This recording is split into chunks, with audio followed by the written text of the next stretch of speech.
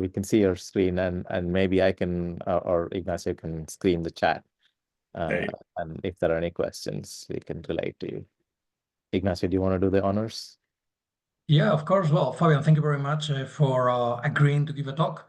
So Fabian is a full professor of computer science at Northwestern University and director of research at PhenixRTS. His research focuses on network computers with an emphasis on experimental approaches, and his group has developed and released dozens of open source systems. He has published extensively on and served on many editorial boards and received multiple recognitions, including NSF CAREER Award, several Google Faculty Research Awards, and the E.T.S. Walton Visitor Award from the Science Foundation of Ireland. And today he's going to be talking about government hosting and the challenges of digital sovereignty in today's internet. And without further ado, the room is yours, Fabian. Thanks. So thank you for the invite, as I said before.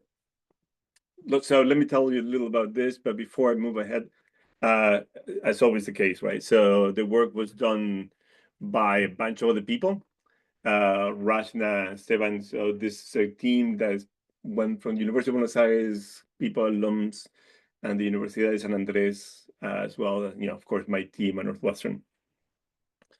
When you see the results, you'll understand some of the work, the challenges, why we needed such a team.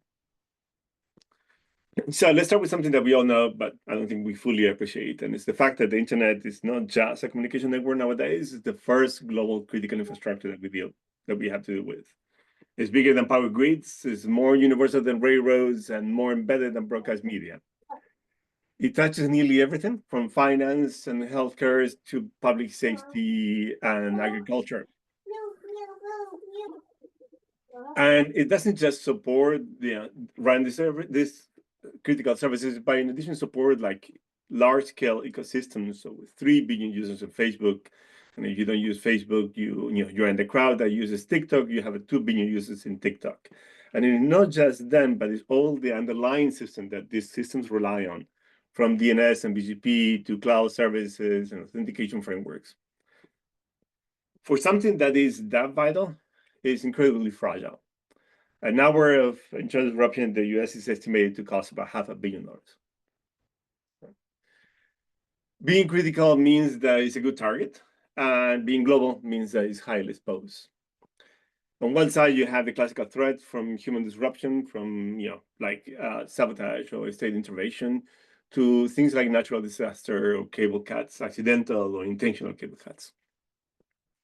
These threats, in addition, they are basically beyond this, under the surface. There are more structural risks that we are exposed to, and that we see them growing, such as consolidation and hidden dependency that doesn't let you see what are you relying on until the stupid thing fails on you. The news is full with these things, and as the guys were, when they invited me, they were saying, whatever snapshot of the news I get into the slides is going to be out of date, and quickly we're going to have some new item that makes this matter relevant. So the internet is not just important for overall, but is key to how governments operate nowadays. And so the fragility of this network is not just about social media, but it impacts how these users, how citizens interact with the government sites. Governments are increasingly reliant on this, and the few data points in there is just 2 billion visits to the US federal sites with over 80 million hours of public interaction. The same threat that impact the network, the internet that we were discussing, both first-order threats like disasters or attacks, to second-order threats and third-order threats like opacity and consolidation, are impacting the way citizens and governments interact. You see the trends, and this happens everywhere and happens as well within government. There's a shift toward third-party services. It's easier to just rely on Amazon, Google, or whatnot to run your system. And there's at the same time a push toward digital sovereignty and a strategic autonomy, like a separation from your countries or neighboring countries. Some companies are offering some government-tailored solution, but that seems to be mainly targeting the US, or mainly aimed at the US government. The government then has today a couple of options. So you can run your own stuff. You can depend on a third-party global provider like Amazon or Microsoft or Cloudflare, or you can try to rely on some more local or regional providers. Going to hosting your own, of course, give you control over the data of your citizens, but it comes at a high cost in terms of operation and capital expenditure. You don't have the expertise. It costs quite a bit to run this at scale and to make it in a way that is, performant. Third-party providers give you this economy of scale and expertise, but it comes at the cost of limited control over the data, and of course, sovereignty and privacy concerns. Third-party are local providers somewhere in between, in that they operate under the government jurisdiction, but it means also that it comes with less capability than the global guys, fewer resources, and less expertise. The work that we're looking at, that we were trying to, what we were aiming at doing, is to try to characterize the government cost infrastructure. So what do they choose at the end of the day? We do this for 61 countries, trying to cover every continent and every, a majority of the internet population. It becomes a problem for a number of reasons. The reason that we don't expand beyond that, beyond 61 countries, is because it's a fantastic pain in the neck. The biggest problem that you have is the fact that you actually have to collect these government sites from all over the place. And then because of the measurement infrastructure, you need to have presence in every country. I'll touch on this in a second. We look at third-party dependencies and cross-border dependencies and any consolidation trends that we can observe. High level, let me touch on the methodology. We compile these current websites that we're referring to. We identify the resources to rely on, what is the serving infrastructure, and where are these contents being hosted, served from. When compiling website, we look at not just governments. We look at, of course, federal administrations with standard names, with straightforward, but there are many countries which don't follow this .gov model of the US. We also look at the state-owned companies. So companies that, according to the World Bank, are state-owned are those where the state owns over 50% of the company. And to do this, we collect the data from these resources, or the websites, from both government sources, digital directories, and some other authoritative sources. That's the hardest part of the work, to be honest. And it was really a nice job done by these guys in Buenos Aires. To identify the resources, then we go inside each one of these sites, and we get 7 levels deep into the government resources. As we scrape deep into it, we have to be careful to, that we avoid leaving the government site. So going to a social network or some advertising framework or anything like that. So after we collect this, we filter all the non-government URLs. But before that, because of the way the CDNs work, when we do the scraping of the resources of the governments on the different sites, we need to be sitting within the country. So you need to have a vantage point within the country, which means you have to have a VPN. And since VPN is live, you have a validated VPN in each one of these countries. And that's big of a challenge. For each one of those resources, then we look at the IS number, organization, the country of registration, and trying to figure it out when is the government and what is a third-party provider. With that, then, we look at the location of the resources, where the companies are registered, and where the servers are being hosted. And for that, we have to deal with the classical issues and pains of geolocation of infrastructure. We use NCAS and updated version of NCAS data set to identify NCAS addresses. We use IP info for getting the location at the country level. So granularity is at the country level, which is kind of the most reliable one. And then, since it's going to be challenged, so we go and try to validate geolocation using RIPE Atlas. And when we can, we rely on, basically reverse DNS, PTR DNS records that could be helpful in there. We don't look just URLs. We look at URLs, of course, but then we also look at content just to make sure that we cover both. Any questions on methodology? I figured this is the part that you guys will care to hear about. Let's move on then. Looks like there are no questions. Maybe one question about laws. Are there do most governments have laws about data sovereignty and where their data should be kept, and or is that not such a common thing across the world? It's been increasingly common, where you see some restrictions about where the country should be, and where the data on the country should be, and you know, from the Brazilians to the Europeans have something like that. We will see some of the results in there, and the paper has more details on this. What we find is that despite that, there is heavy reliance on third party. We'll touch on this in a second. And of course, all that, and I'm not covering this in this paper, but it's part of the future, you know, work that we actually ongoing right now. The constraints most of the times relate to where the content is hosted, and not necessarily the path to the content, which is another interesting point. But, so, where do government end up hosting their content? What we have seen is that basically the majority of the content is hosted on third parties, either local, or global, or regional providers. So 62% of the content is relying on third-party infrastructure. So this is for URLs. For bytes, it's about the same.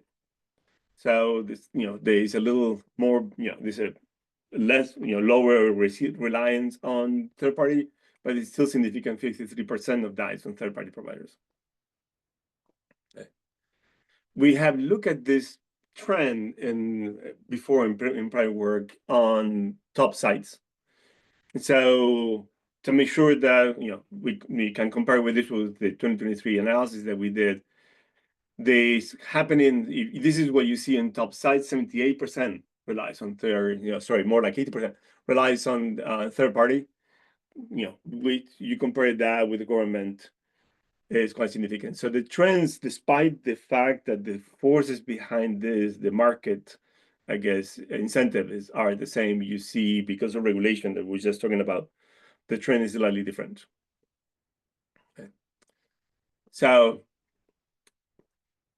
look at this in terms of top sites and, you know, how much is that domestic and international. Large share of the top sites is from international servers, and a small fraction of that is going to be hosted internationally for governments, and we touch on that in a second. The main part that I want to touch on is where are these servers located? And as I said, we go through a multi-stage geolocation validation approach, dealing with the classical challenge that anybody who does network measurement has to deal with. We find that, as I was just touching on, the majority of the content is hosted locally. So 87% is hosted locally, with 13% of being international. Okay. We wanted to understand how this changes about, you know, across regions. So we look at the World Bank regional division to explore if there are any patterns. And not surprisingly, you see a heavy reliance, you know, on like local domestic hosting for places like North America or you know in Europe, and you see more reliant on foreign infrastructure in sub-Saharan Africa or Latin America. So the green part is the international reliance, so where the servers are being hosted, and you see underneath, sorry, the abbreviation, but you see the tab on the side. Sub-Saharan Africa, Middle East and North Africa, and Latin America being the largest one in terms of the relying on international hosting.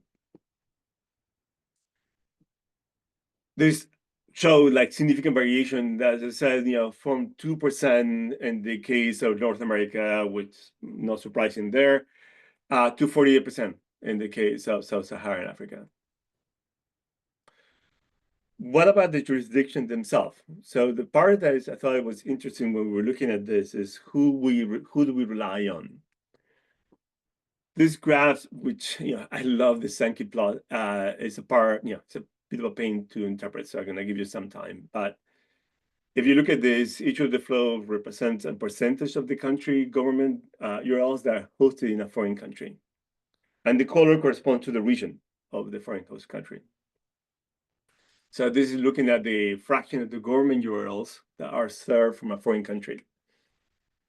For instance, Latin America, that you see over there highlighted, most of that is relying, with all this country, Costa Rica, Mexico, Paraguay, Argentina, a bunch of other countries that we look into, Chile, Brazil, and Uruguay are hosted, a large fraction of that, in North America.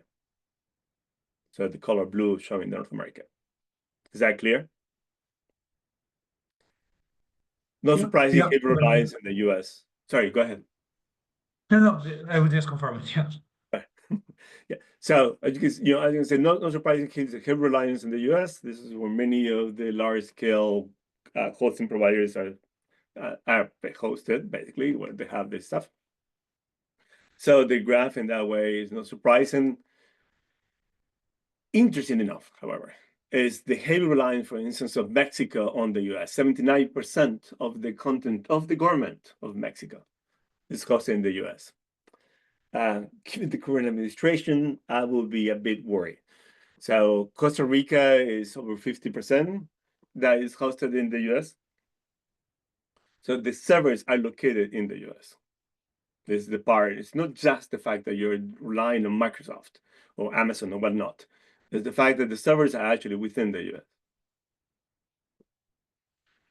US. Some legacy of colonization. Morocco has 1/3 of the URLs are hosted in France. It's kind of a cute thing in that way. And then this is a classical problem from anybody from New Zealand. If you ever heard about this, New Zealand has 40% reliance on Australia. And it's been going forever. A conversation about building new data centers in Auckland. And they started, they froze it, they started again, and it hasn't happened. I think Amazon announced plans to launch a region in New Zealand with a developing in one region that they have in Auckland, and then that all got frozen. So this tendency toward third party and foreign landing, most of the time you see leads to consolidation. This is the way we typically analyze this. When we look at consolidation globally, Cloudflare is the dominant force. 70% of the bytes from one country, but it's basically the main guy for 49 governments. The plot shows basically the number of countries that depend on any one of these key global providers. And so you see Cloudflare, Microsoft, Amazon, Google, the common guys. Okay. If you look at the, trying to see how much consolidation within it, you see across region and depending on the model of hosting that you adopt. To look at that, we use HHI. This is the classical, model for consolidation that is typically used by the Federal Trade Commission in the US. It's a measure of market consolidation that is the sum of the square of each of the providers' market share. Okay.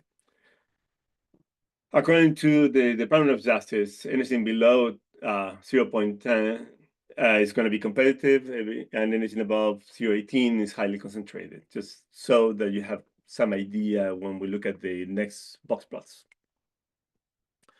This shows the consolidation for the countries that depend on third-party global services. And so here you see that 32% of the countries relying on this has over 50% of the content on a single network. And 63% of the countries that are hosting themselves are predominantly relying on a single network. So this is one of the interesting things that we looked at, is the fact that when you actually host on a third party, or countries that opt for hosting a third party global tend to be more diversified in the hosting on the hosting infrastructure they rely on. If you go regional or government, it's of course tend to be way more centralized. Spain was a very interesting one, because I think is the majority of the content is hosted within one single AS. bunch of limitations that you can imagine. We, as I mentioned before, we did this by compiling government sites all over the place. And so this is going to have its own limitations, its own impact, because it's going to be a bit of self-reporting in there. Although there is a trend toward this that helps us. We do only focus on public-facing services, those we can actually get within the site. So if there's a login portal like your taxes, we don't get in there. And of course, people have pointed this out. Matt had a paper maybe 2 years ago now in IMC about how to try to use SSO for this, but of course that doesn't work in this context. Geolocation is always going to be an issue, and it's always going to be something we try to do the best we can. And we opted for very conservative analysis when we cannot be sure about the hosting. We just got rid of the IP altogether. And we do this using one single vantage point, one single VPN location per country. And of course, you can imagine that if you were in a different part of the country, definitely in places like the US, but happens everywhere, you may end up in a different location if you are served by a global infrastructure. So for the Spain, the majority was being hosted within Spain, but depending on the vantage location, you can find 10% of it, of the Microsoft host resources being served from France. It was France and Netherlands, mostly France. This, as I mentioned, is only looking at hosting. We are now moving into figuring out the path to those locations. So it could be that it's hosted locally, or it's hosted, in a foreign country. But then there is a question about what is the route to those contents, how exposed you are.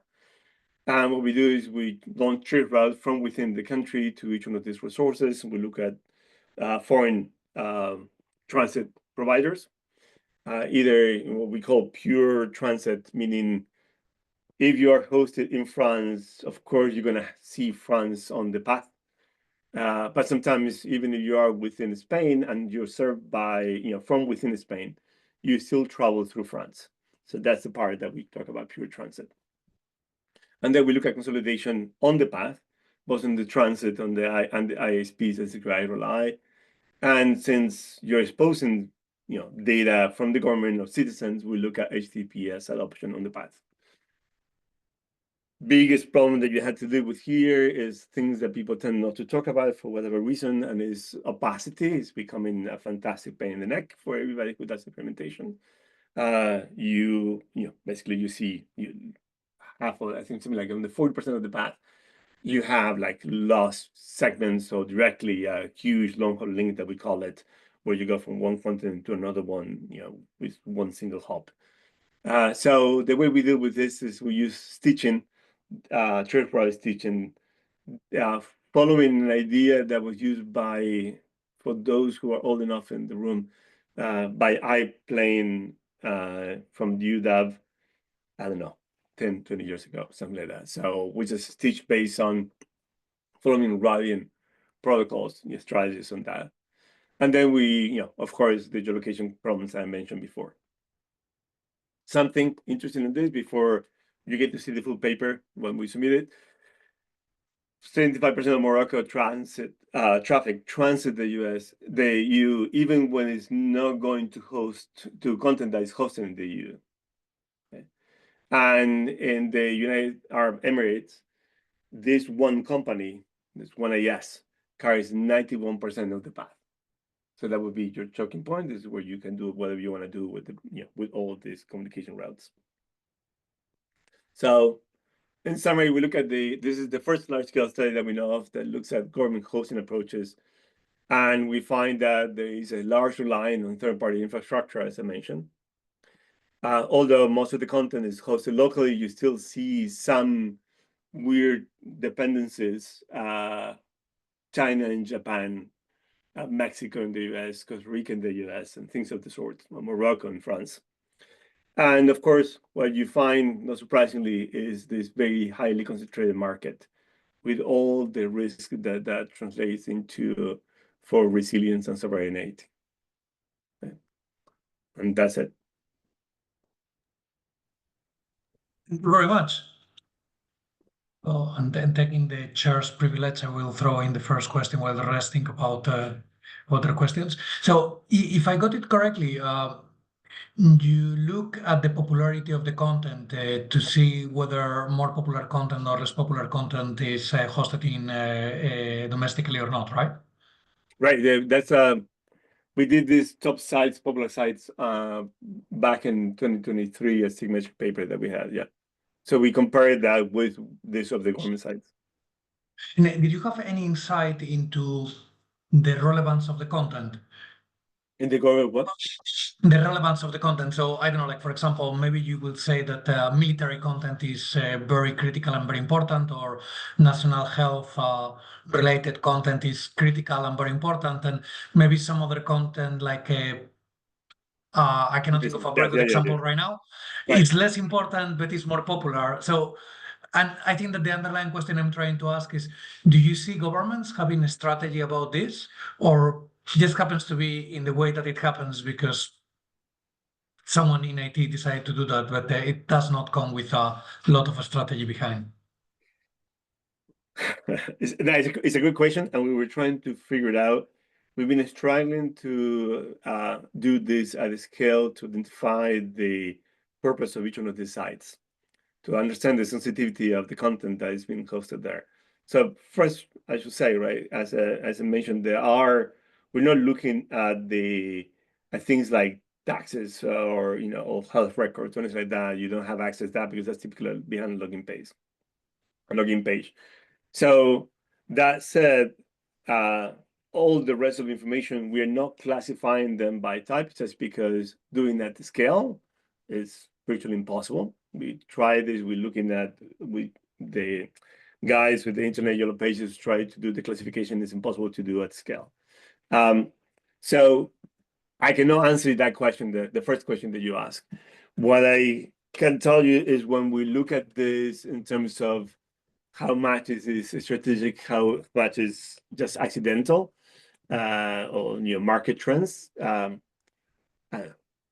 You're from Spain, so just tell me how much you trust the government doing this in a design, in a well-designed manner.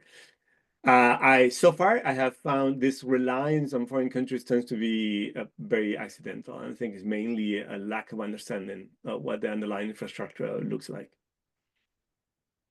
I mean, like this is what happened with Dilma way back then, right?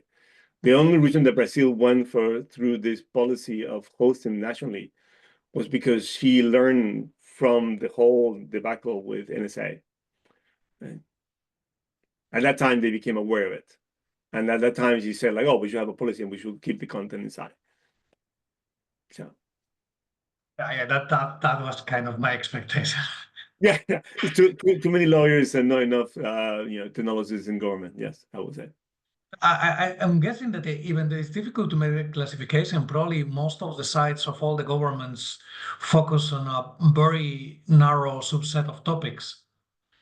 So even though not a proper classification, but a characterization of the different areas that are covered, that's probably more tractable, more empirical, less definitive, but probably enough to give you an insight, which I presume will confirm the intuition that there is no strategies just based on. We went down that rabbit hole, so trying to figure it out, this site, and I did find some more obvious things like the Australians have, for the hell I know the reason, their tourist site is hosted in Brazil, which I thought was cute, right? So it's like, but but I have not found enough of a trend to do any kind of to include anything about this yet. Thank you. I don't want to take over. Are there other questions on the floor? Maybe I can ask. It's kind of a twist of Ignacio's question. So if some governments kind of tactically clueless about hosting their content, so what's happening with the other side? So is it threat hypothetical, or do governments actually do something to deny access or distort content of other governments? So that's a great question. I don't know that I can answer you that I can tell you that, one of the things that you notice with much of the analysis that we do on the community as a whole, I think we identify the threats before many of these bad actors seem to be at least aware or make public use of that threat. So I'm thinking about, I'm not sure how clear that was, but this is the point. So if I'm thinking about the paper from Paul in 2015, SICOM, the InterTube paper, right? And so this is Paul, Walter, and Ran, his former student. And I don't know if you remember that paper. That paper to me was like, it was an incredible paper because it was basically looking at the how is basically the backbone of the internet in North America aligned with right away. So what they find is basically that the backbone of North America internet is aligned 0.99, something like that, correlation with railroads and highways. Once I tell you that, it's like, of course. When they look at traffic, that was aligned as well with that. And so the scary part was that, and this NSF was really going crazy about it, that I learned later on. Because basically I'm telling you, an enemy state, that if you drop a bomb on I-95, you're disrupting the transport network and the internet, right? You don't see anything of that going on. So I think in general, we tend to be a bit ahead of where, what seems to be at least the open, what this enemy states are strategizing with. And so that's, the government tends to be very worried about the thing. So I'm not aware yet of this happening.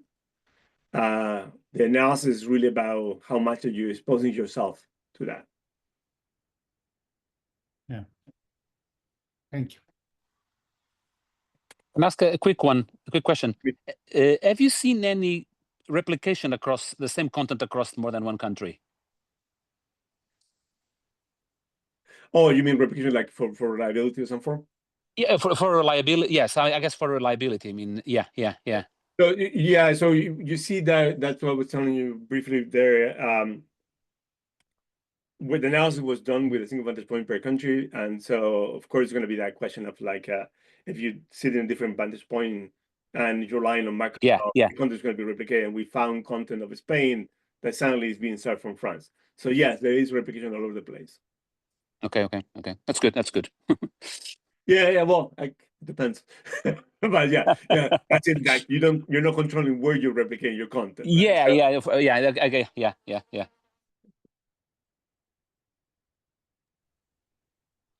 Okay. So sorry, somebody had a question.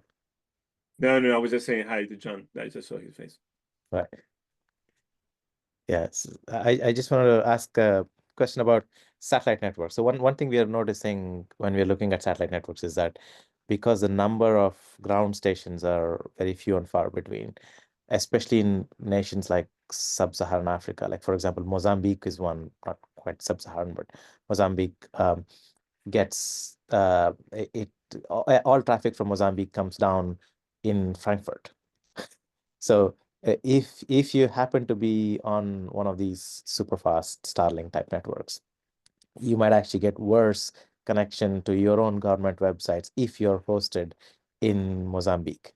But if you happen to be hosted in France for whatever reason, then maybe actually it's accidentally a good thing if they're not hosted in the country for the users, in terms of, well, not in terms of data sovereignty, but in terms of usability, perhaps. Yeah, so the question is really about what is the impact of relying on this, low orbit satellite networks for connecting to government sites. Yeah, I guess CDNs I guess will have to change or based on these new kinds of networks. So yeah, I'm not sure that's going to be a challenge to figure out how to adapt. I mean, we dealt with this way back with cell networks, and you enough to remember that when the CDNs didn't know where to drop the replicas because all you saw was the packet gateway, and so your AT&T coast to coast was one opaque thing, and then you have to drop. You had to figure out. Are you going to go to Seattle or to DC? Right, that was your choice. Yeah.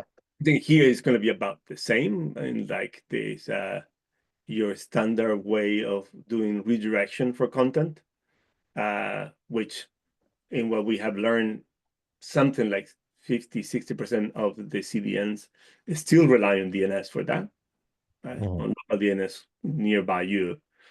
All that is out of the window. It's like, you cannot use that anymore for definitely satellite networks and nearly every other network. Yeah.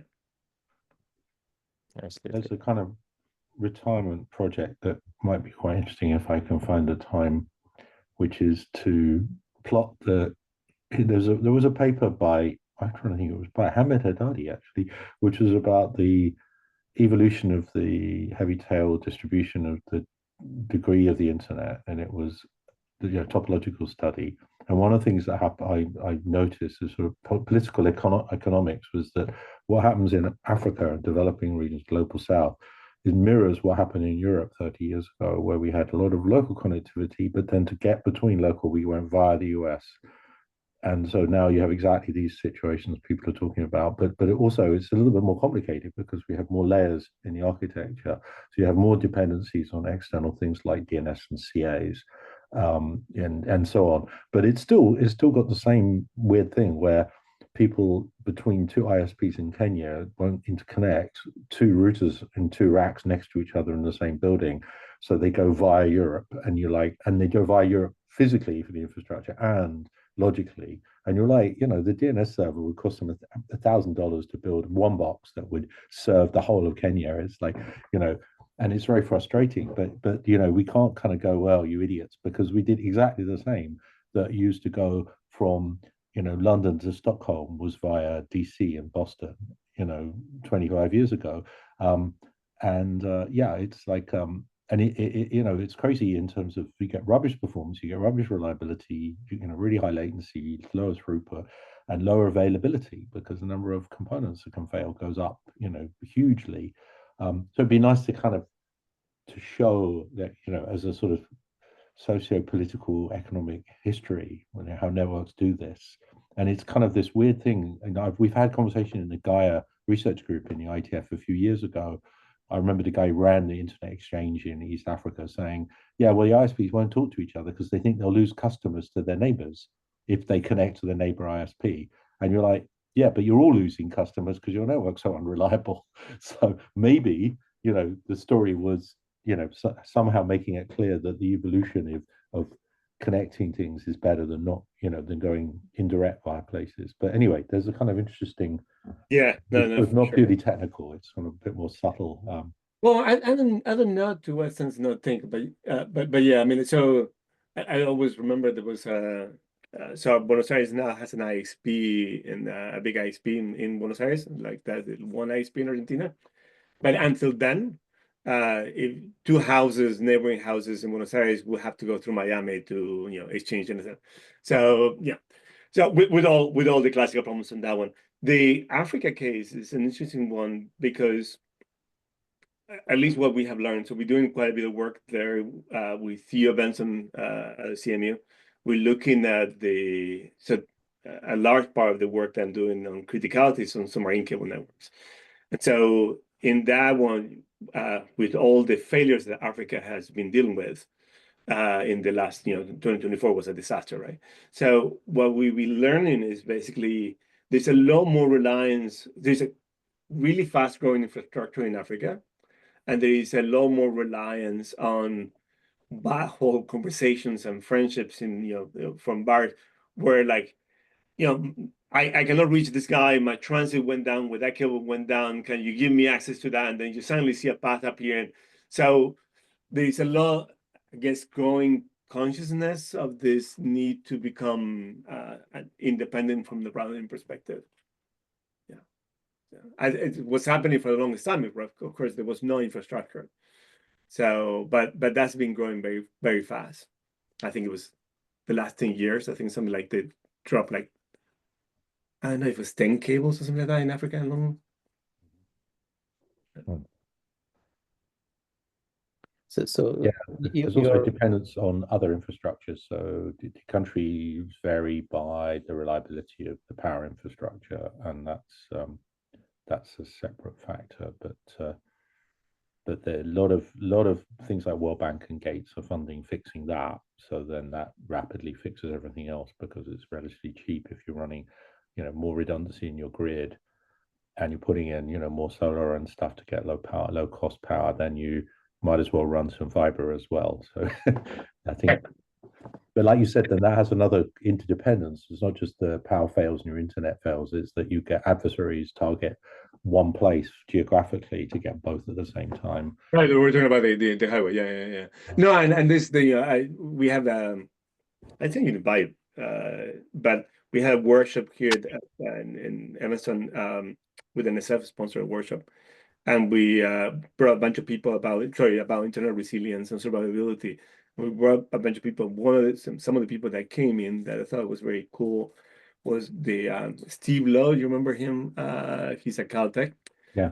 He's looking at power and power decentralization and the interconnection between power and internet. So, this consolidation, third-party dependency on the internet, on foreign countries, and suddenly is totally intertwined with your power infrastructure. And it's only becoming messier because you're going through decentralized power infrastructures. So right. There's actually a paper a few years ago in Nature where somebody studied the Italian internet backbone and the power grid, and they showed that it's not just common mode failure. They showed that you can have two resilient networks with redundancy, but that the combination has effectively lower redundancy. It's kind of cool thing. It's a kind of strange feature of topology. And I remember we talked about that in the UK with there's a national committee in the government about critical infrastructure, and we were worried that we might have the same thing, but we actually have pretty good independent checking. Yeah, that's the one. Actually, that's just posted. Cool. I was just going to ask. Thanks. Yeah, thanks. But yeah, that appears to not be true in the UK. The other thing with Europe, of course, is that we've been running a lot of work in building meta grids for power, where we mainly not just for resilience, but actually for load balancing renewables, because supply and demand fluctuate much more wildly. Right. But particularly supply, depends on wind and solar. But then there's demand somewhere else in Europe. So if you've got high production of solar in one part of Europe but no demand, because nobody needs to heat their water when it's nice and sunny in Italy and Spain and Greece, you can use high voltage DC links to distribute that to Northern Europe. And this is like a really big win. And you get cheaper electricity and you get more resilience because the thing's got multiple sources. Right. So yeah, it's kind of interesting. That topology result is kind of cool. I never quite got my head around why it's true, but it's kind of fun. And then you go the opposite direction. Like there was a paper from NTT about how the Japanese designed their networks, backbone, all of their networks, including power grid, for earthquakes, because they have so many that they have to figure out how to build resilience at a different scale than most people do. So your failure is not one power station; it's like a region, and you need to it's no, that's that problem that you were talking about. Basically, this what the Japanese have been doing for the longest time, right? We've been dealing with that problem. Yeah, I remember that paper, and Nishan just shared another paper that this Bruce was. So there was actually two papers that were really cool. So Bruce wrote that paper on CDNs, right, and how to actually move where you get your content from with little impact on latency. Yeah, and saving on your bottom line. But I thought it was better, to be honest, the paper that followed from Keshav, that is like, well, you can actually be environmentally conscious sure. and get it from the right source that will be less impactful. Mm-hmm. Like because the US have, you go from like Seattle is I think hydroelectric mostly. Yeah. Texas is clearly mainly I think is coal or something like that. Mm-hmm. So anyway, what I was saying before is like I think this consideration of the potential impact of the environment from earthquakes, like the Japanese have dealt with forever. It's what we've seen is like clearly everybody needs to start thinking about this. So landing points are going to be underwater. before you blink. And so, and this is one of the classical problems, right? You put them on the shore by necessity, and you see sea level rising. So how are you going to deal with that issue where you have not just the landing site, is the power infrastructure of the submarine cable is located on the landing site that is going to be underwater. So that consideration of, I guess, environmental impact on critical infrastructure, including the internet, is going to be something that we have to worry about right now. So going back to this adversaries that just got mentioned a little bit earlier. So you had that nice plot where you showed who most of the other countries are relying essentially on North America and on USA, right? I wonder if you did that study today, have people maybe started moving their government infrastructures off of what Trump is doing, and also maybe if there's been some things where people. I was curious to see if the Mexicans have woke up and so like, what the hell am I doing? Yeah, I don't know. I wish it would be lovely to believe that anybody other than a few of my colleagues read my papers, but I don't. I don't think that likely that's not the case. So. But, so maybe the right thing to do is to actually send our papers to these guys, or start writing op-eds. I don't know. Promote resilience by sending your paper. Right. It's like, hey, become aware. This is what's happening to you. In case you figure it out.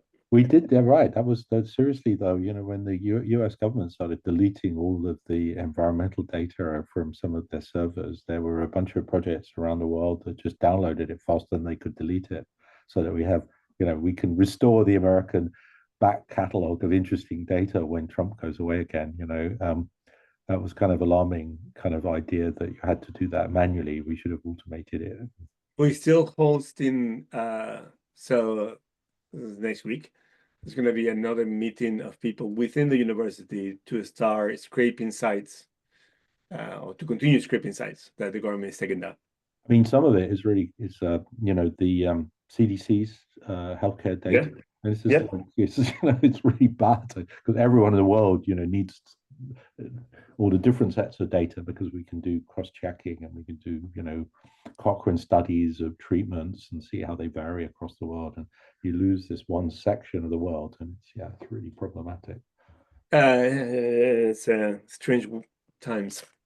Yeah. Yeah, there's it is again, the same is, it is an interesting natural experiment to see the impact this guy will have on the infrastructure. So I don't know if anybody actually is paying attention to in our realm to these things. Sadly enough, there's a disconnect. I mean, from what you're saying, it sounds like no government has pinged you to ask about feedback on their situation or data or anything of the sort. I haven't talked to anybody yet. I talked to Rafael, this guy, Polish guy who's in Canada, who publishes regularly on this from the public, from the policy perspective. And he and I were talking about this. Canada has been concerned, and I know that they've been involved. They've been talking to Cloudflare about sovereignty of their content, and so has been. Taiwan has done the same.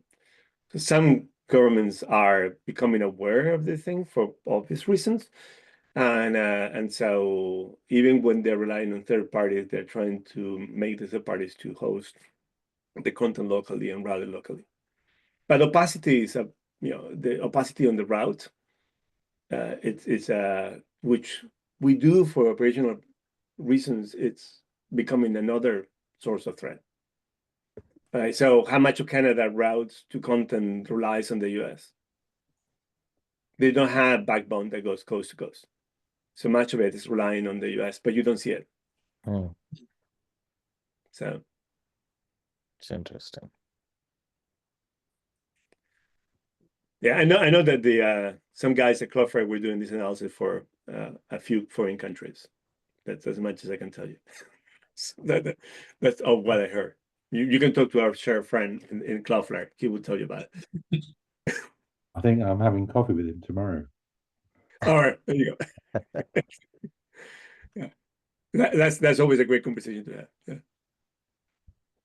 Cool. Oh, so if there are no further questions, then thanks, Fabian, for starting our weekend off on such a nice talk. My pleasure. Thank you. Note, Bye. but Thank an you. interesting conversation. Nice seeing you guys. In the pub later. Bye. Bye. See Tom. you in See the you pub later. later. Bye. Bye, guys.